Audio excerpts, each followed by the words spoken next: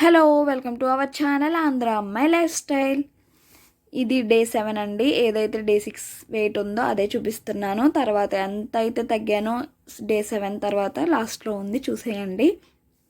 అదేవిధంగా morning walking 30 minutes చేశాను. Detox drink వచ్చేసి జీరా, వాము, సోంపు కలిపి మరిగించిన వాటర్ అయితే డీటాక్స్ డ్రింక్ కింద తీసుకున్నాను. బ్రేక్ఫాస్ట్ వచ్చేటప్పటికి పెసరపప్పును నానబెట్టి రుబ్బేసి ఇడ్లీ పిండిలో కలిపి ఇడ్లీలు వేసుకున్నాను. దానిపైన క్యారెట్, బీన్స్ రుబ్బి దానిపైన పెట్టుకుని ఇడ్లీ అయితే వేసుకున్నాను. టమాటో చట్నీతో కంప్లీట్ చేసేసాను. బ్రేక్ఫాస్ట్ వచ్చేసి మన వెయిట్ అనేది ఎప్పుడూ కూడా ఒకే విధంగా ఉండదండి.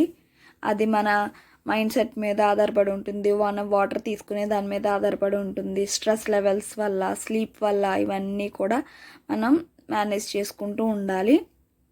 అలాగే లంచ్ వచ్చేటప్పటికి కొర్రలు, కాక్టైల్ మినిట్స్, ఇంట్లో చేసిన అన్ని కూరగాయలు వేసిన సాంబార్, అదేవిధంగా కొంచెం బెండకాయ ఫ్రై, కీరా కలిపి తినేసాను. సాయంత్రం పిజ్జా తిన్నామండి. వెయిట్ వచ్చేటప్పటికి 74.5. వీడియో నచ్చితే లైక్